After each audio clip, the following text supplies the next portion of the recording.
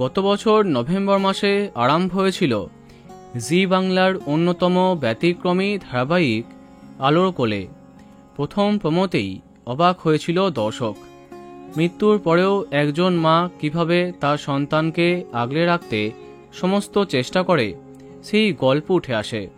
তবে বাঙালি দর্শক এই রকমের অলৌকিক ধারাবাহিক খুব একটা পছন্দ করেনি। বলা বাহুল্য, ব্যতিক্রমী ধারাবাহিক বরাবরই টিআরপি কম পেয়েছে।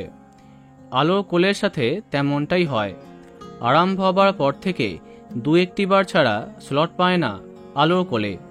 তবে ধারাবাহিকের প্রধান তারকারা মানে স্বীকৃতি মজুমদার, কৌশিক রায়, সমু সরকার, অনন্যা দাস প্রমুখ তারকারা সবার মন জয় করেছেন। কিন্তু টিআরপিতে ব্যর্থ প্রসেনজিৎ চট্টোপাধ্যায়ের প্রোডাকশনের এই গল্প, তাই শেষমেশ বন্ধ করা হলো মাত্র 7 মাসে।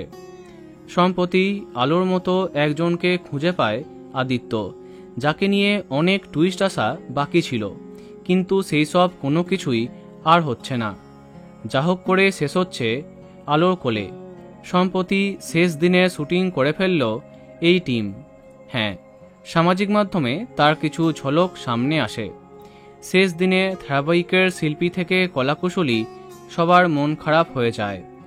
শেষ মুহূর্তটা ক্যামেরাবন্দি করতে সবাই তাড়াহুড়ো করছেন, একে অপরকে জড়িয়ে ধরে বিদায় জানাচ্ছেন। শোনা যাচ্ছে এই মাসের শেষ করে লাস্ট এপিসোড দেখা যাবে এই ধারাবাহিকের। তো বন্ধুরা, কে কে মিস করবে আলোর কোলে কমেন্টে জানাতে পারো। ভিডিওটি লাইক এবং শেয়ার করো। এই রকম আরও অনেক ভিডিও পেতে সাবস্ক্রাইব করো কারেন্ট পজ। ধন্যবাদ।